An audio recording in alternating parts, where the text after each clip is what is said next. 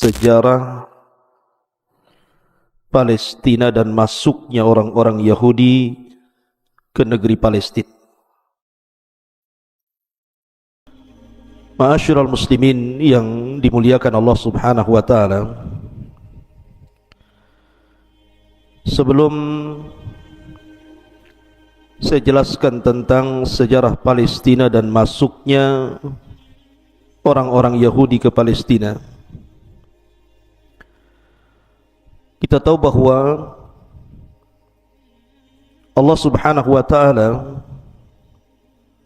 menggambarkan bahwa orang-orang Yahudi akan senantiasa berperang melawan kaum muslimin, dan itu sejak zaman Nabi sallallahu alaihi wasallam. Sehingga Allah Subhanahu wa taala katakan dalam surah Al-Maidah ayat 82, la tajidanna ashaddan nasi adawatan lilladzina amanu al-yahuda walladzina asyraku. Dan sungguh engkau akan mendapati manusia yang sangat keras permusuhannya terhadap orang-orang yang beriman. Merekalah orang-orang Yahudi dan orang-orang yang menyekutukan Allah Azza wa Jalla. Kenapa demikian?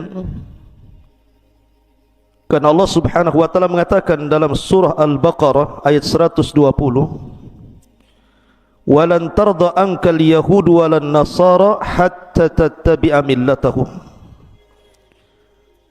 Di mana orang-orang Yahudi dan Nasrani tidak akan redha kepadamu ya Muhammad sampai engkau mengikuti agama mereka. Ma'asyiral muslimin yang dimuliakan Allah Subhanahu wa taala, dikeluarkan oleh Ibnu Adi rahimahullahu taala ketika Nabi sallallahu alaihi wasallam masih bayi kala itu, kemudian diambil oleh salah satu dari ibu susu Nabi sallallahu alaihi wasallam, Halimah Sa'diyah. Dan kebiasaan orang Arab, biasanya kalau bayi-bayi itu maka akan disusukan di Badui, karena orang-orang Badui mereka masih fasih bahasanya, masih baik akhlaknya.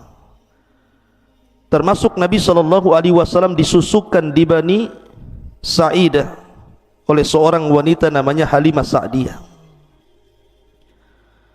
Lah ketika Nabi sallallahu alaihi wasallam berada di pangkuan Halimah Sa'diyah, tiba-tiba lewat rombongan Yahudi, kemudian bertanya kepada Halimah Sa'diyah yang ketika itu menggendong Rasul yang masih bayi. Kata orang-orang Yahudi, ini bayi siapa? Karena Halimah Sa'diyah ketakutan, takut dengan kondisi Nabi SAW yang masih bayi kala itu, maka dia berbohong dan mengatakan, ini bayiku. Kemudian orang-orang Yahudi mengatakan, lalu siapa bapaknya? Maka Halimah Sa'diyah mengisyaratkan kepada suaminya dan mengatakan, itu bapaknya. Orang-orang Yahudi mengatakan, lau kana abuhu mayyit, kalau seandainya bapak bayi ini mati, sudah meninggal dunia, faqatalna, kami akan bunuh dia, karena ada tanda-tanda kenabian kepada bayi ini. Lihat, Nabi SAW waktu bayi saja sudah mau dibunuh tuh, masih dalam gendongan Halimah Sa'diyah oleh orang-orang Yahudi. Kemudian ketika Nabi SAW menginjak remaja, Nabi SAW di usia masih belasan tahun diajak oleh Abu Talib untuk belajar berdagang ke Syam. Allah takdirkan di Syam, di perbatasan Syam, berjumpa dengan Buhairah, seorang rahib, seorang padri dari padri-padri Nasrani. Kemudian kata Buhairah, sebaiknya ya Abu Talib, balik lagi kau ke Mekah, jangan kau masuk dengan membawa anak ini. Sebab kalau seandainya orang-orang Yahudi Syam tahu tentang keberadaan anak ini yang merupakan calon akan jadi seorang nabi, faqataluh, mereka akan membunuhnya. Lihat ini pengakuan Buhairah Rahib. Bagaimana orang-orang Yahudi sudah mengincar Nabi SAW. Akhirnya Nabi SAW pun balik lagi ke Mekah dan tidak jadi belajar berdagang bersama Abu Talib. Kemudian ketika Nabi SAW diangkat menjadi Nabi dan Rasul, dan itu belum hijrah ke Madinah, orang-orang musyrik itu datang kepada orang-orang Yahudi Madinah dan mengatakan, bukankah kalian agama yang diturunkan kitab? Bagaimana menurut kalian, mana yang lebih berpetunjuk, kami atau dia? Maksudnya dia di sini Nabi SAW. Yahudi tahu Nabi SAW di atas kebenaran, tapi karena kebenciannya dia mengatakan, antum ahda minhu, kamu lebih berpetunjuk dibandingkan dia. Lihat bagaimana bencinya orang-orang Yahudi kepada Nabi SAW. Makanya ketika Nabi SAW sebelum hijrah dari Mekah ke Madinah, Nabi pernah diisrakan oleh Allah Azza wa Jal, kemudian dimi'rajkan. Mi'raj itu perjalanan Rasul dari Baitul Maqdis ke Sidratil Muntaha. Kemudian diperjumpakan dengan beberapa para nabi. Salah satu yang berjumpa dengan Rasul dalam perjalanan Mi'raj itu adalah Nabi Allah Yahya dan juga Nabi Allah Isa bin Maryam. Pertanyaannya, kenapa Rasul dipertemukan dengan dua nabi ini, Nabi Yahya dan juga Isa bin Maryam? Al-Hafidh Ibnu Hajar rahimahullahu ta'ala menyebutkan faedahnya bahwa ketika Nabi SAW berjumpa dengan Yahya dan juga Isa bin Maryam, seolah-olah Allah Subhanahu wa ta'ala ingin mengatakan kepada Rasul, sebagaimana kedua nabi ini dimusuhi orang-orang Yahudi, bahkan jelas-jelas Yahya bin Zakaria dibunuh, bahkan dipenggal kepalanya, kemudian dijadikan mahar bagi seorang wanita yang menikahi raja. Kemudian Isa pun dikepung oleh orang-orang Yahudi kemudian diangkat ke langit. Maka perjalananmu hijrah dari Mekah ke Madinah pun tidak lepas daripada rongrongan orang-orang Yahudi. Jadi Nabi SAW sudah memberikan isyarat dalam peristiwa Mi'raj itu, sesampainya Rasul di Madinah maka akan berhadapan permusuhan dengan orang-orang Yahudi. Betul, sesampainya Nabi SAW di kota Madinah, apa yang terjadi? Karena di kota Madinah itu kan ada 3 kabilah besar Yahudi. Pertama Bani Qunaiqah, yang kedua Bani Nadir, yang ketiga Bani Quraidah. Tiga-tiganya memusuhi Nabi SAW sehingga Rasul memerangi mereka. Lihat bagaimana upaya pembunuhan. Bahkan ketika Nabi SAW hendak dibunuh dengan cara dilemparkan batu dari atas bukit oleh Bani Qunaiqah atau Bani Nadir, kemudian Jibril memberitahu bahwa dia akan dibunuh, maka Nabi SAW mempersiapkan pasukan kemudian menggempur Bani Nadir karena ada upaya pembunuhan. Kemudian ketika perang Khaybar, Nabi SAW dijamu oleh orang-orang Yahudi, kemudian diracun oleh seorang wanita namanya Zainab bintul Harith, dan racunnya sempat termakan. Dengan sebab itu Rasul sakit, dengan sebab itu pula Nabi SAW meninggal dunia. Kemudian juga Labid ibn A'sam, seorang Yahudi dari Bani Zurek, berusaha menyihir Nabi SAW. Kemudian dalam perang Ahzab, pengkhianatan besar-besaran orang-orang Yahudi yang memihak kepada orang-orang musyrik. Jadi macam-macam orang-orang Yahudi Madinah itu ingin membunuh, menyakiti dan mengganggu dakwah Nabi SAW dan para sahabatnya, dan permusuhan ini tidak akan pernah padam sampai hari ini, bahkan sampai kiamat dibangkitkan. Kita kembali kepada sejarah Palestina. Lalu kenapa pula kemudian orang-orang Yahudi dari zaman ke zaman sampai hari ini terus menggempur Muslim Palestina? Setiap hari ada saja yang meninggal dunia. Anak-anak, orang dewasa, wanita, orang tua. Perang yang tidak beraturan, perang yang tidak punya akhlak dan adab, perang yang didasari permusuhan yang luar biasa, yang tidak punya rahmat dalam hatinya. Ada apa sebenarnya? Kenapa orang-orang Yahudi itu ingin sekali memberantas dan memberhangus orang-orang Palestina dan ingin mencaplok negerinya? Sebenarnya kapan Yahudi masuk ke Palestina? Ma'asyiral muslimin yang dimuliakan Allah Subhanahu wa taala, apakah betul pengklaiman orang-orang Yahudi bahwa negeri Palestina itu adalah negeri kakek buyut mereka? Karena kakek buyut mereka adalah raja-raja, kemudian mereka ingin mengambil alih kembali. Apakah betul sejarah bahwa negeri Palestina itu milik orang-orang Yahudi? Ma'asyiral muslimin, ini yang kita akan kupas di malam hari ini, sejarah Palestina dan masuknya orang-orang Yahudi ke Palestina. Ma'asyiral muslimin yang dimuliakan Allah Subhanahu wa taala, kalau kita mengacu kepada sejarah lama, 2000 atau mungkin 3000 tahun sebelum Masehi, belum lagi Nabiullah Ibrahim hijrah dari negeri Kaldaniun Irak ke Palestina, maka sejarah ini dicatat. Anda bisa baca referensi sejarah Palestina, apakah dari barat ataukah dari Islam ataukah yang dicatat dalam Taurat dan kitab-kitab lama mereka. Semua mengakui bahwa yang pertama kali menempati negeri Palestina ini sebuah kabilah dari Arab, namanya Kan'aniyun. Inilah kabilah yang pertama yang menetap di Palestina. Belum lagi Ibrahim sampai di sini. Orang-orang Kan'aniyun itu sudah sampai di Palestina.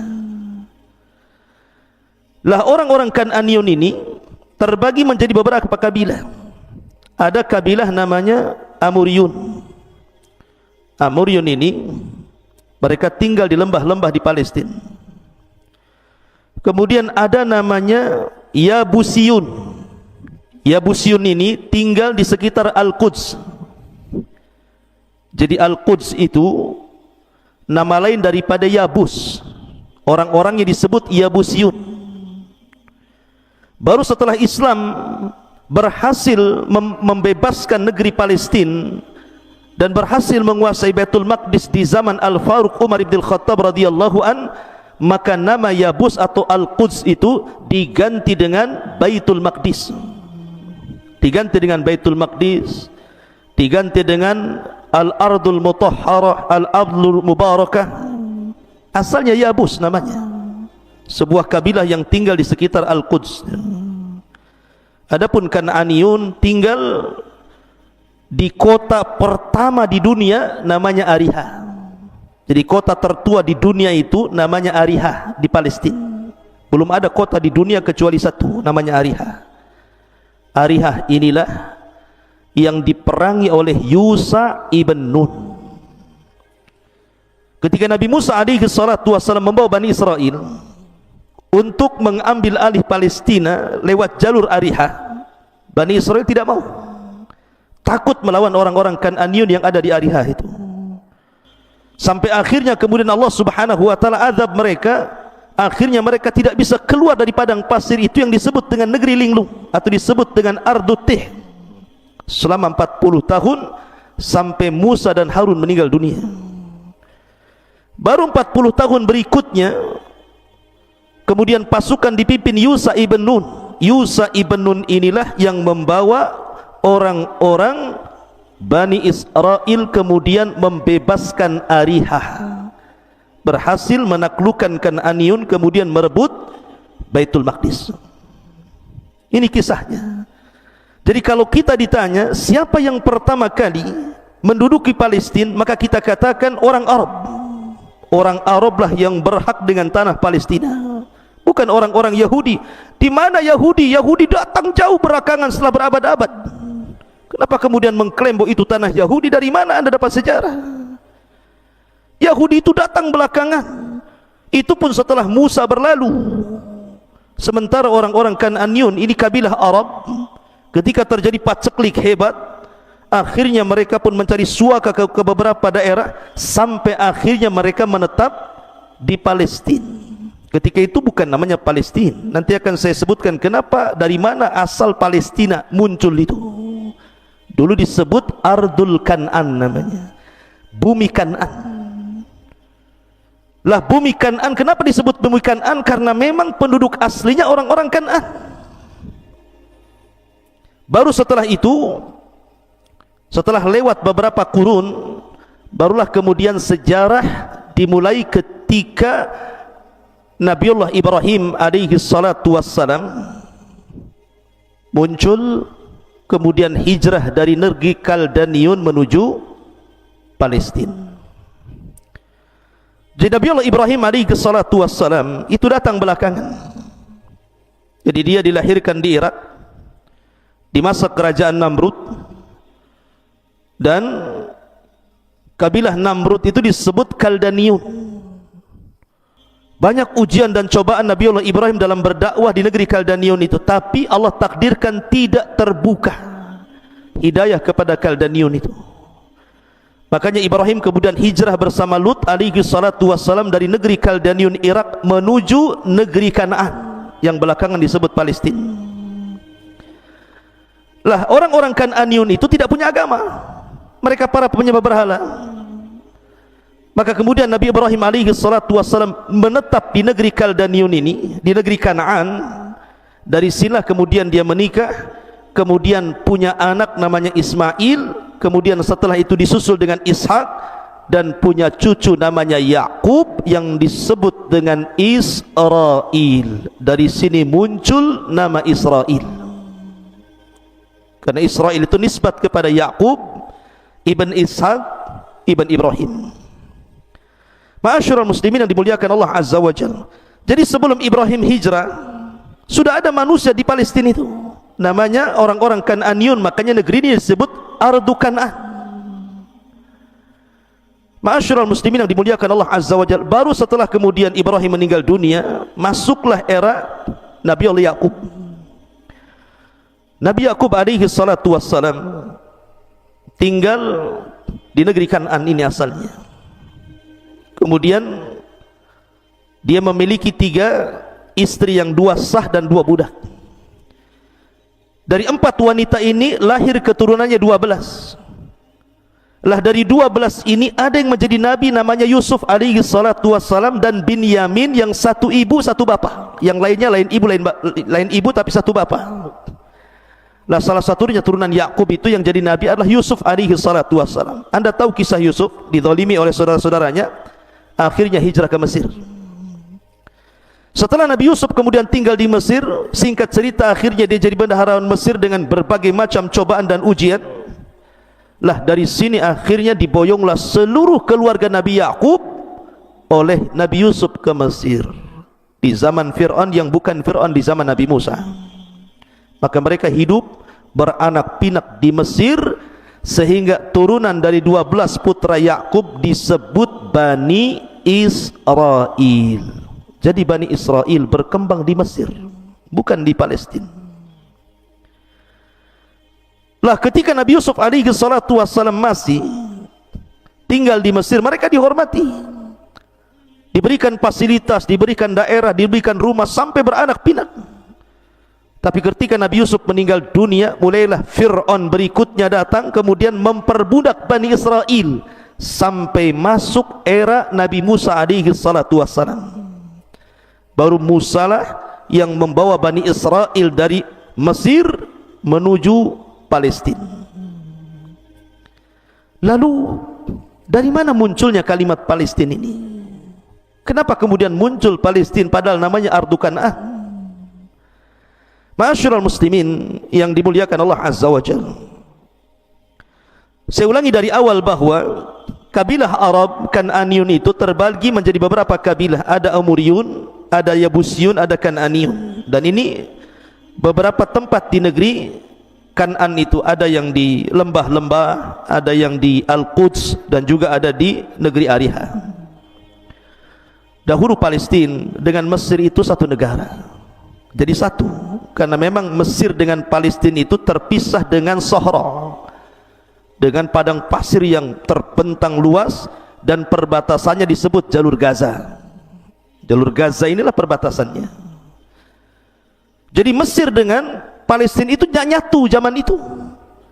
Makanya ketika terjadi paceklik di zaman Nabi Yusuf alaihi salatu wassalam, banyak orang-orang yang tinggal di Palestina mereka datang ke Mesir untuk mengganti barang-barang berharga mereka dengan makanan. Salah satunya keluarga Yakub. Mereka membawa barang-barang berharga kemudian bertukar di Mesir, karena ketika itu Mesir negeri kaya ketika di zaman Nabi Yusuf, dan itu menunjukkan bahwa Mesir dengan Palestina itu masih nyatu. Ma'asyiral muslimin yang dimuliakan Allah Azza wa Jalla, Allah takdirkan dari arah laut ada kabilah besar menyerang Mesir. Diseranglah Mesir zaman itu, dan Mesir kalah. Karena kekalahan itu akhirnya terjadi gencatan senjata, kemudian terjadi perdamaian. Akhirnya kemudian musuh yang datang dari laut itu meminta daerah di negeri Kanaan untuk mereka tempati. Akhirnya kemudian diberilah satu daerah namanya Falas, Falam Sinta, Falas, yang belakangan kemudian disebut Palestina. Lah setelah kemudian menduduki negeri Falas ini dan lamanya mereka tinggal di situ, akhirnya mereka pun saling menikah dengan kabilah Amuriyun, kemudian kabilah Kan'aniyun, kemudian kabilah Yabusyun, kemudian menjadi satu mencampur di situ. Sehingga akhirnya kabilah-kabilah itu hilang namanya, sudah tidak dikenal lagi Kan'an, tidak dikenal lagi Amuriyun, tidak dikenal lagi Yabusyun, yang dikenal justru Falasnya. Akhirnya belakangan kemudian disebut Palestina dan sekarang disebut Palestina. Ma'asyiral muslimin yang dimuliakan Allah Azza wa Jalla, itu dari segi penamaan. Kenapa muncul nama Palestina? Dari sini kita sudah tahu bahwa siapa yang pertama kali tinggal di Palestina, kemudian kenapa muncul nama Palestina. Maka dari sini sejarah membantah keyakinan orang-orang Yahudi yang mengatakan bahwa negeri Palestina negeri mereka. Mereka tidak mengatakan bahwa kami tidak mencamplok negeri Palestina karena itu negeri bapak kami, negeri nabi-nabi kami, negeri raja-raja kami. Siapa bilang Anda bicara seenaknya? Lihat sejarah.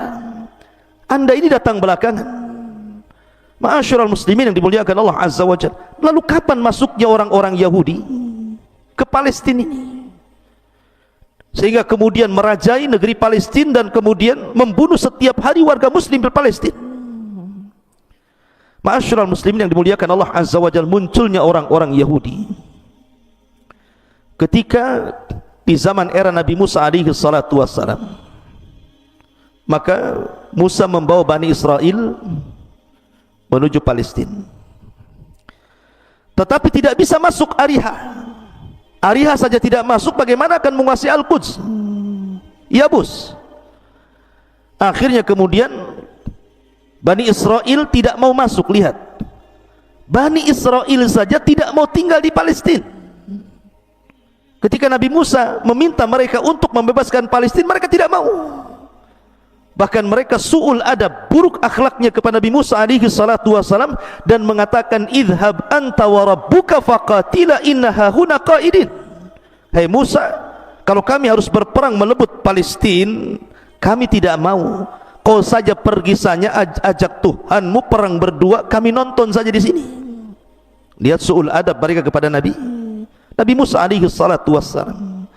Sampai akhirnya mereka pun diadab di negeri Tih, yang kemudian Allah takdirkan selama 40 tahun Harun meninggal, Musa pun meninggal, sampai era Yusa ibn Nun. Barulah kemudian generasi baru mengambil alih negeri Palestina dari negeri Kanaan. Ma'asyiral muslimin yang dimuliakan Allah Azza wa Jalla, jadi yang pertama kali menduduki Palestina itu siapa? Yusa ibn Nun, membawa orang Bani Israel masuk ke Palestina. Kemudian setelah Yusa ibn Nun meninggal dunia, mulailah kemudian mereka jauh dari nabinya, mereka jauh dari ajaran Allah Azza wa Jalla, bermaksiat terang-terangan. Akhirnya kemudian Allah subhanahu wa ta'ala takdirkan mereka dihinakan dari zaman ke zaman. Dari zaman ke zaman mereka dihinakan, sampai akhirnya mereka dijajah oleh Jalut, sehingga Jalut berhasil menguasai Palestina dan mereka dihinakan. Baru setelah kemudian muncul raja pertama yang merupakan pendiri kerajaan Bani Israel, namanya Talut. Talut inilah yang kemudian berhasil mengalahkan Jalut sehingga mereka mampu mendirikan negara Bani Israel, dan raja pertamanya adalah Talut. Setelah Talut meninggal dunia, kemudian tampuk kepemimpinan rajanya diganti nabi namanya Daud, atau istilah orang-orang Yahudi David, menjadi raja. Dan ini satu-satunya raja dari Bani Israel yang merangkap jabat raja plus nabi. Setelah Daud meninggal dunia, kemudian tampuk kepemimpinan jatuh kepada Sulaiman. Dia juga raja plus nabi. Inilah puncak kejayaan Bani Israel di zaman Nabi Sulaiman. Makanya Nabi SAW mengatakan, Malikul Ardi Arba'atun. Raja yang pernah menguasai dunia hanya 4, dan yang paling luas kekuasaannya adalah Nabiullah Sulaiman alaihi salatu wassalam. Setelah itu kemudian Dzulqarnain, setelah itu Namrud, setelah itu Bukhtun Nasr. Ma'asyiral muslimin yang dimuliakan Allah Azza wa Jalla, akan tetapi setelah Nabi Sulaiman meninggal dunia, maka Bani Israel mulai melemah. Disinilah terpecah menjadi 2 negara. Dua negara, satu disebut Israel dan satu disebut Yahuda. Di sini muncul Yahudi. Jadi 2 negara ini terpecah karena putra Sulaiman tidak sekuat Sulaiman, tidak sekuat Daud, tidak sekuat Talut, sehingga terpecah menjadi 2, Yahuda dan Israel. Ada yang mengatakan Yahuda itu ibu kotanya Samara, ada yang mengatakan Israel ibu kotanya Jerusalem. Lah Allah takdirkan kemudian datang pasukan dari luar menggempur 2 negara ini. Pertama datang Bukhtun Nasr, menghancurkan orang-orang Yahudi dan menghancurkan ma'badnya Nabi Sulaiman, atau disebut dengan Haikal Sulaiman, diratakan dengan tanah. Kotanya dihancur-hancurkan, orangnya ditawan, laki-lakinya dibunuh, anak perempuannya dibawa ke Irak. Kemudian mereka menjadi budak di Babil. Kemudian datang lagi selain Bukhtun Nasr, menyerang Israel, hancur juga. Mulailah kemudian terjadi kehinaan terus, dan inilah kehinaan pertama, penghancuran pertama yang terjadi pada Bukhtun Nasr. Karena nanti ada penghancuran kedua. Ketika 400 tahun setelahnya, kemudian mereka sudah kembali ke Palestina gitu ya. Kemudian mereka bermaksiat kembali. Kemudian sebagian mereka membunuh para nabi, diutus kepada mereka Isa bin Maryam. Tapi apa yang terjadi? Isa pun kemudian berusaha untuk dibunuh. Setelah mereka membunuh Nabi Yahya, Nabi Zakaria, targetnya Nabi Isa. Setelah Isa diangkat ke langit, terjadi kehancuran kedua kalinya Bani Israel dengan dikirim orang-orang Romawi, orang-orang Nasrani, akhirnya diserang habis-habisan. Maka ini kehinaan kedua yang disebutkan dalam Al-Quran, la tufsidunna marrataini. Kalian merusak 2 kali sehingga Allah hinakan kembali kalian. Ma'asyiral muslimin yang dimuliakan Allah Subhanahu wa taala. Maka dari sini kita tahu bahwa Yahudi itu masuk belakangan. Di mana Anda dengan sejarah? Jadi tanah Palestina itu milik orang Arab, bukan milik Anda orang-orang Yahudi. Enggak ada kaitan sejarah. Tetapi sekali lagi pertanyaannya, kenapa Yahudi maksa banget gitu ya ingin menguasai Palestina? Bukankah orang-orang Yahudi pernah ditawari tinggal di Afrika, tinggal di beberapa kota, tetapi mereka menolak dan menginginkan tetap negeri Palestina sampai hari ini? Ada apa sebenarnya? Kenapa orang-orang Yahudi itu ingin sekali menguasai Palestina? Tentu orang Yahudi bukan melihat Palestina itu karena pertaniannya, karena sungai-sungainya, karena tempat-tempatnya yang indah, karena buminya. Bukan itu yang dikehendaki orang-orang Yahudi di Palestina. Tapi ini sebuah akidah. sebuah keyakinan yang menghujam kepada orang-orang Yahudi. Kenapa Yahudi ingin mencaplok Palestina itu? Apa keyakinannya? Sebagian ulama menyebutkan bahwa orang-orang Yahudi itu berkeyakinan kalau mereka bisa mengembalikan Haikal Sulaiman. Haikal Sulaiman, apa sih Haikal itu? Haikal itu pondasi pertama Masjidil Aqsa. Kalau kita menyebutnya Masjidil Aqsa, kalau orang Yahudi menyebutnya Haikal Sulaiman. Itulah bedanya. Kalau kita menyebutnya Masjidil Aqsa, tapi orang Yahudi menyebutnya Haikal Sulaiman. Lah di samping Masjidil Aqsa itu ada masjid lagi yang kubahnya warna kuning itu. Itu bukan Masjidil Aqsa, itu namanya Masjid Sakhral Musyarrafah namanya. Itu ada sejarah sendiri. Dan yang membangun itu, yang meluaskannya adalah Abdul Malik ibn Marwan. Di masa Abdul Malik ibn Marwan, dulu Nabi Ibrahim kalau dia hendak menyembelih kurban, maka dia akan menyembelih di sini, dan ini kiblat pertama para nabi. Lah Masjidil Aqsa itu sampingnya, mereka menyebutnya Haikal Sulaiman. Lah Haikal Sulaiman inilah mereka yakini kalau mereka mampu menggali situs itu, kemudian berhasil menemukan pondasi asal Masjidil Aqsa yang dibangun pertama oleh Sulaiman, sebagaimana Ibrahim pertama membangun Masjidil Haram. Kemudian mereka berhasil merobohkan Masjidil Aqsa yang sekarang. Kemudian Haikal Sulaiman berhasil didirikan. Maka mereka berkeyakinan akan datang Meteus, akan datang pelindung dan penolong mereka. Itu keyakinannya. Makanya sampai hari ini kita lihat orang-orang Israel berusaha melubangi dasarnya Masjidil Aqsa itu. Masjidil Aqsa itu sudah lubang, banyak terowongan ke arah barat, timur dan selatan. Mereka masih mencari-cari tentang pondasi Haikal Sulaiman, tapi belum ketemu. Makanya kenapa kemudian orang-orang yang salat di Masjidil Aqsa itu dibatasi, tidak boleh banyak-banyak, kalau tidak bisa roboh tuh, karena bawahnya sudah bolong masalahnya. Apa tujuannya mereka membolongi dasar Masjidil Aqsa itu? Sekali lagi karena mereka mencari situs Nabi Sulaiman. Haikalnya itu lagi dicari itu. Kalau mereka sudah mendapatkan pondasi Haikal Sulaiman, kemudian mereka akan membangunnya dan akan merobohkan Masjidil Aqsa. Mereka punya keyakinan bahwa akan muncul kepada mereka Meteus, orang yang akan menguasai dunia. Pemimpin mereka akan muncul. Mungkin kalau dalam Islam itu akan muncul Imam Mahdi. Imam Mahdinya orang-orang Yahudi.